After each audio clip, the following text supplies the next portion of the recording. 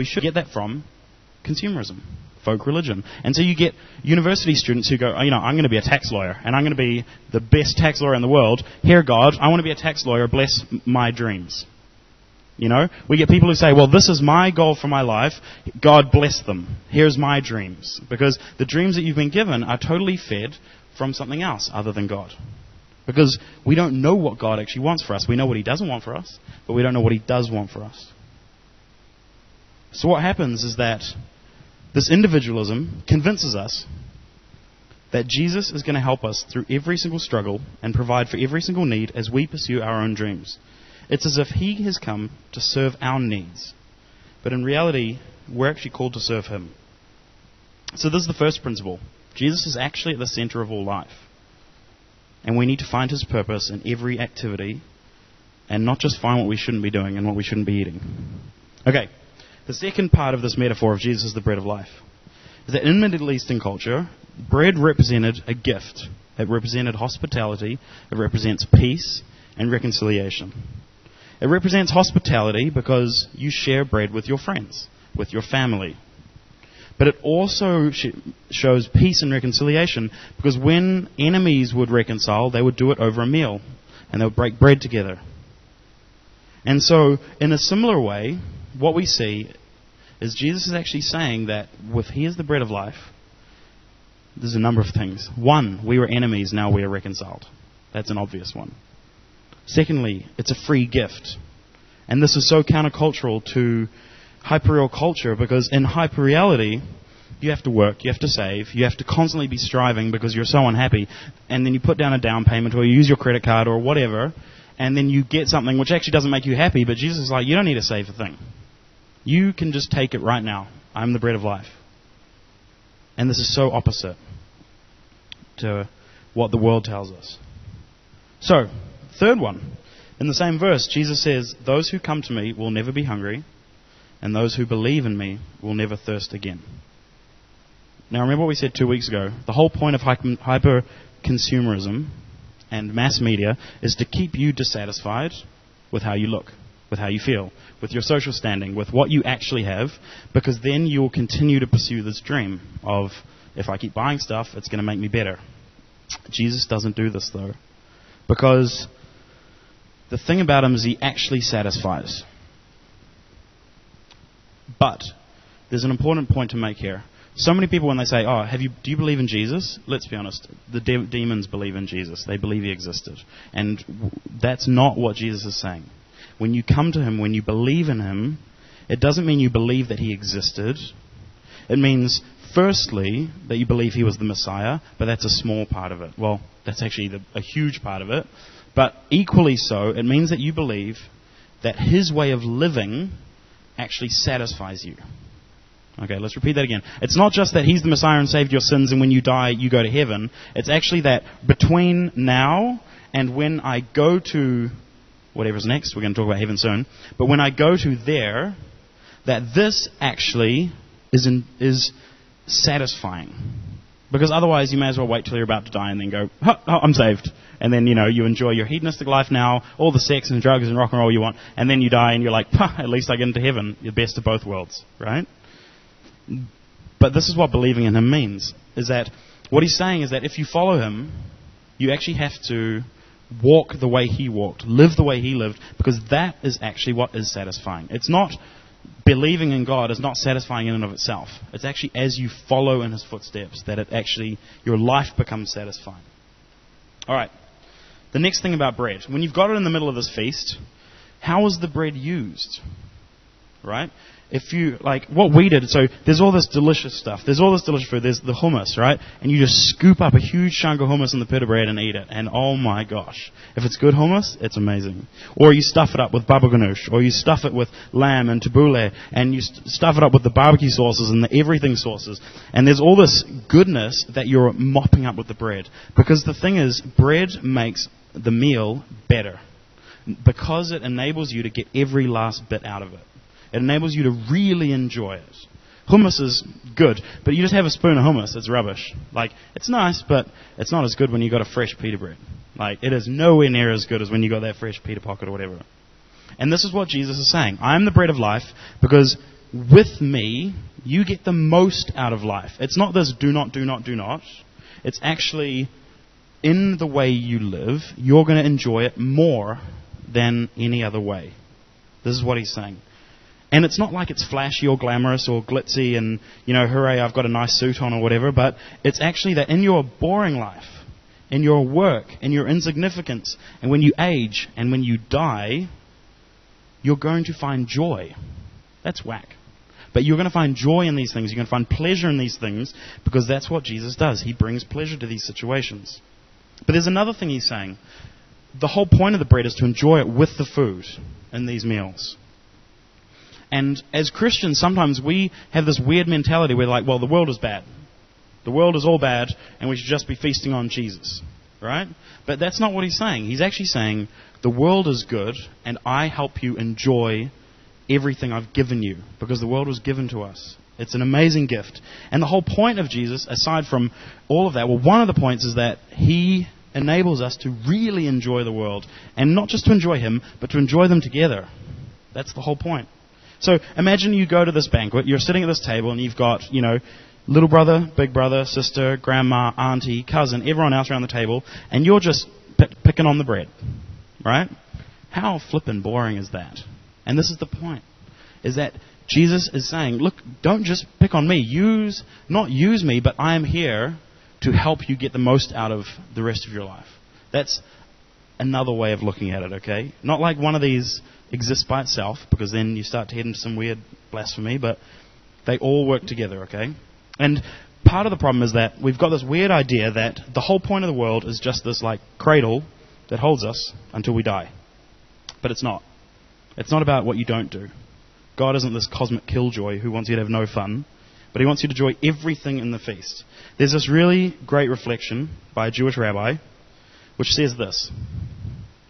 Let's see. In the world to come, each of us will be called to account for all the good things God put on the earth which we refuse to enjoy. That's deep. Right? Usually how do we hear that? In the world to come, God each of us will be called to account for all the bad things we did. Or all the sins we did. But this guy's actually saying, flipping it on its head and saying, what has God given you that you're refusing to enjoy? What gifts has he given you that you're not actually taking part in? I love that one. I really love that. Because the thing is this, pleasure is actually good. God created pleasure. He created desire. He created all of these things, and they're actually good, and we shouldn't be running away from them as Christians. But hyperreality has turned pleasure into something destructive. And it's done this either by saying you need to escape from your boring life by pursuing pleasure. Or to stop you thinking about death, always look younger. Or something like this. And you begin to pursue pleasure for its own sake. But when pleasure becomes the escape from your lives, then you're not able to actually deal with your life. And then you become more and more engrossed in this pursuit of pleasure, of hedonism, of desire. And what happens is that it ruins your life. And this is where you get addictions and things like this from. Because the people, they throw themselves into the eating, the drinking, the sex, spending money to such a degree that actually they don't enjoy any of this anymore. And what happens is that then they start taking these things which are good, not because out of a desire or out of pleasure, but because they need to satisfy a need. Right? The whole point of the pleasures is that they're desirable, that we should want them, and that we wait for them, and we yearn for them, and then we get them, and oh my gosh, amazing. But when you are addicted to them, then it's just, I need to have them, and it's no longer about giving joy, it's actually about replacing pain. Because you feel pain when you don't have them. And this is the thing. The source of all pleasure is actually found in Jesus. This is what he's saying. Because the bread enables you to enjoy the whole world to its maximum. There's two other ways that they would have understood it. The bread of life is manna. You know the story in the desert where the manna comes down from heaven and the Jews are saved every day. He's kind of saying that he's the manna. He's going to save us. And that he needs to be part of every day. And we need to let go of control, because the Jews couldn't save the manna for the next day, just like we need to continually be waiting on God to hear something from him. But There's another way that he explained it. There's another thing called matzah, which is the flatbread that they use in the Passover feast. And in the Passover, the Jews are celebrating their freedom from slavery. And when he says, I am the bread of life, he's saying, I am the freedom from slavery. Just like the matzah is the remembrance of your freedom from the Egyptians. So, here's the question though. If he makes life more pleasurable, what is this even supposed to look like? Because all I've said is that he makes it better. I haven't actually told you how he makes it better. Right? So what is this? Let's call it a new reality. What is this new reality? Not hyper-reality, not the reality we're in right now, but let's call it God's reality, okay? What is this new reality that Jesus is pointing us towards with all these metaphors? What we need to do is we need to look at his life, because in the way he lived, we see the kind of future he's hinting at. Alright, so there's a list on screen. Oops, you can't see the bottom. That's okay. This is some of the things that he did while he was alive. Jesus was born a human. Jesus heals the disabled. Jesus delivers those possessed by demons. Don't go to the next slide, thank you. Not yet. Jesus feeds those without food. Jesus turns over merchant tables in the temple. Jesus honors women, Samaritans, and children. The last one is Jesus is resurrected. Okay, before we go to the next one, what are these alluding to? This is what happened in Jesus' life. He's pointing towards a new reality. What is the conclusion? What is he trying to say by doing these? What is God trying to say? Let's do the first one. Jesus is born a human. What is that saying? I'll give you, God is with us. In the new reality, just like in the Garden of Eden, God will once again be with us. Like, not just, oh, he's with us, yay, we feel his Holy Spirit. But literally, Jesus is going to be a person walking down Union Church down here. That's what this means. Because Jesus came to earth, he's alluding to the fact that in God's new future, God will be with us. What about the next one? Jesus heals the disabled. What does this mean about this new future out there? Yeah. In the new reality of God's existence, there is no more mentally or physically disabled people. That's what he's saying. Okay? Third one, he delivers those possessed by demons. Yeah. In the new world, there is no more evil because he kicks it out of the garden. He kicks it out of the world, and there is no more evil there. What about the next one? He feeds those without food. No more poverty. No more starvation. No more hunger. Now, you can see how this is different from the plastic Jesus, the cool Jesus. This is actually hope. This is actually a different reality, which is not just making you feel good right now or giving you these plastic dreams of hyper-reality, but this is actually something you can look forward to. What about the next one? He turns over the merchant tables. Injustice. There's another one, but I've forgotten it. Excuse me, let me read my notes. There's no corruption and no greed. What about the next one? Jesus honors women, Samaritans, and children. The Samaritans are like the bad people. What does that mean?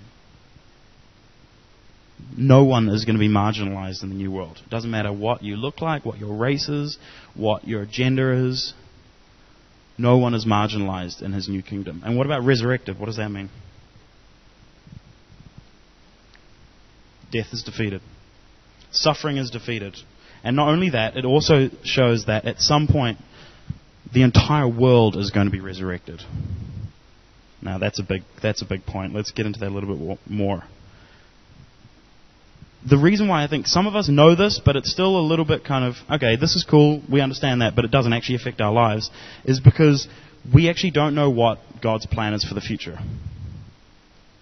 Because when we think about God's future, what do we think of? Heaven. God's future is heaven, right? That's kind of what we're taught, I guess. But let's talk about what we mean by heaven. So, remember, first thing I said, what's the first word that comes to your mind when I said heaven? Shout them out. Thank you, Jeffrey. What else? Yeah. Not you, Brian Adams. Sorry. What was the first word? If I say, pardon? Purity. What else? Fly. Bliss. What else? Eternity. Yep. Okay, one word. But that's cool. Technically they are, even though they're three. Nice. Very good. What else? Do you know what most Christians actually say? No, they say boring. Most Christians actually say, if I say heaven, they think, okay, or most people in the world, it sounds boring. Because I don't think most people actually know what it means. Right? I don't think we actually have a true understanding. Because some of the things we think about, or like let's say, if I said, describe it to me in a sentence, what do you think? What's it going to be like? Where are you? Like, what is it? What are you doing with your time? Like, tell me what you do in heaven. Worship Jesus. Cool. What else? Play the harp. Nice. Yeah. What else? Like the first thing. Don't give me the right answer. I want to hear the first thing that came into your mind. If it's the right answer, that's awesome. But the first thing. No more pain and suffering. It's good. Siesta on a cloud. That sounds awesome. Okay, but no, let's keep going. What else? Pardon? Meeting people. It's good. There are other examples as well. But all of these, actually, to some of them, great answers. A bunch of them, I think, allude to the fact that we don't actually have a very concrete definition of what the point of dying is. Like, when we go to this heaven, well, first of all, the idea of heaven is a misnomer, but we'll get to that again soon. What you get with most people is they think, like, again, eternal worship singing. Now, I mean, even people who love to worship Jesus, that sounds really boring. Like, I mean, like, standing in circles and just kind of singing for eternity. I agree with you there, but I agree with you. Well done. Okay, youth pastor, let's not bring your theology in.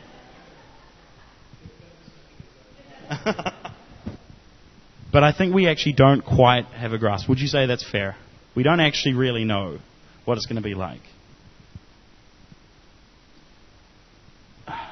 Yeah. And the question is, when you get people who come into the church and say, what's your hoping? What are you actually hoping for? And you say, oh, heaven. They're like, cool. I don't want to go to your heaven. Because the only thing that they've been presented with, exactly what he said, harps, sitting on clouds, like wearing white robes. There's a great song by Biggie Smalls called, well, it's not great. It's one of the most tragic songs I've ever heard, called Suicidal Fantasy. Okay? I'm not even going to really repeat the lyrics. They're disgusting. But in it he talks about why he doesn't want to go to heaven. And I think that is reminiscent of a lot of what culture thinks about heaven. It's boring as hell. Ironic, right? But it's boring. People don't want to go. Some people do. But, I mean, when I was 11, I became a Christian because I didn't want to go to hell. Not because I wanted to go to heaven, because I said, eternal singing or eternal fire? I'll take the singing. I don't like singing that much, but I'll still take it because it sounds better than burning forever, right? So I think, like, I didn't have the right answer, and I think a lot of us don't have the right answer, and that's why a lot of people go, what are you Christians even about? Like, you haven't offered me anything. At least if I go buy those Nike shoes, I can run and get really sexy calf muscles. Or, like, I can smell good or something. But what you're selling me has nothing. Because you don't even know what there is next. And part of the difficulty is that we have a wrong biblical reading of what heaven is. There's a lot of reasons. Part of it is this hugely dualistic understanding of the world where the body is bad, the mind is good, the spiritual realm is good. Matthew, I'm sure, will talk about this at some point. But in Christian thought, there's a stream which is invaded, which is everything which is physical, flesh. It's disgusting, it's bad. And when we die, God's going to take us away and remove all this yuckness from the world. You know what I mean? We're just going to be spirits, disembodied, floating around, all happy and, like cherubims in the sky sort of thing. But the problem is that if you look at Genesis, they're like little angels, but I don't know. Like Cheerios in the sky. Yeah, exactly. Maybe that's what a spirit looks like. Just a little Cheerio kind of floating, through the sky. Thank you. I could wrap myself up in a red carpet and do it, but anyway. The problem with this is that we forget that in Genesis 1, God calls the world good. This world is good. It's not his plan to destroy it. It never was his plan to destroy it. And sometimes we forget this. We're like, yeah, we're going to go to heaven and all the sinners are going to be burnt by fire. Like, it's not true. Like, I mean, to some degree, but it's not like the world is going to be destroyed. What actually happens is that we don't escape the world. God renews the world. He recreates it. He takes what's here, he keeps the good and throws out the bad. Because heaven is not actually supposed to be this place, this physical reality. It's not supposed to be some city up in the stars where we kind of float off to or whatever. It's actually, first, God's dwelling place. It is where He is. That's how you define it. Heaven is where God is. That is heaven. And in Jewish understanding, it's not like, that's good, this is bad. It's that spirituality and physicality are like this. They are meshed together. And spirituality and physicality are always interplaying with each other. And so what you see is that heaven actually exists alongside the earth. It actually exists with us on this earth, okay? But what you see in the Bible is that God, who's kind of been torn away from the earth, because He can't be in a place where His goodness can't exist, because we were acted in rebellion to Him. He's not happy with that, because his whole desire is to bring the two realities back together.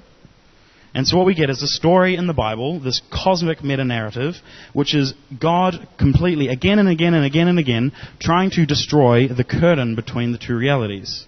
Trying to peep through, trying to poke holes in it. He's like fighting through, he shoots down thunderbolts, he gives the commandments, he gives laws, he looks after His people, he rescues His people, and then all of a sudden he realizes, he knew all along, but it comes to a point in this story where He's like, you know what, something's going to have to be done about this. And then what happens is He actually comes down as a man, and the spiritual invades the physical, and then He dies and is resurrected, so we're forgiven, and all of a sudden, just like as we read that the veil in between the two the curtain in between the Holy of Holies and the outside world is torn, so too now is eternity heaven and reality is now torn in two. This is huge, because no longer is God separate out there. He's actually in the world now. Okay? So, does heaven not exist is the question. Is it not this real place? Well, when you get this idea of we die, we go to heaven, it's actually not about that. We don't go there. Heaven will come here. That's how it works. In Revelation, you see huge metaphors of the city of Jerusalem coming back down to earth, or the city of Zion coming back down to rest in Jerusalem, and God will walk amongst His people again. Read Isaiah 65. There's a great line in it. God just says, "Behold, I will create a new heavens and a new earth, new skies, new heavenly realms, and new earth." It's not that we live with God forever in heaven, but it's actually that there's going to be a new earth, a perfect earth, and creation is going to be renewed. And this is hard to imagine, because we kind of go, what does that look like? Like, I can't even imagine that, because, things like, can you have virtues without tribulation? Questions like this or whatever. But the thing is, at an emotional and a subconscious level, you actually can start to get peeps of this curtain being ripped in two already. Like, for example, for me, last night I listened to Beethoven's Moonlight Sonata. Who's listened to that song? Okay? You listen to that song, or another one, what's it called? By Allegri, Miserere, me Dios. Like, have mercy on me, O God. Seriously, you listen to that song, I cry in about 5 seconds listening to it, because it is so beautiful. Like, both of those songs are stunning, and they speak of something beyond this world. Or when I go skiing. For me, it's when I'm skiing and I get off the chairlift and I turn around and the cold air is whipping across my face, and I feel so alive and so real and so physical, and I'm still feeling so heavenly, or God is there in that physical moment. Right? Or when you lie underneath the stars. It's a gut feeling. It's not this intellectual pursuit. It's when you see something amazing or awesome. A lot of times it's in creation. That's where eternity, we start to see it. Or we see it in things like justice being worked out, apartheid ending in South Africa, and God's reality is breaking through. Or you see it when a Bible study invites new people in, and all of a sudden a couple find a sense of community and love. God's reality is breaking in. This is what we start to see. Imagine holes in the curtain and God's reality shining through the earth. C.S. Lewis says humans have feelings and desires that cannot be satisfied in this lifetime. And it's in our moments when we experience these feelings and these desires, when we see them and we see the stars on a sky and we go, wow, I'm very small, and you are there, God, that we realize that actually God's reality is something a little bit like that.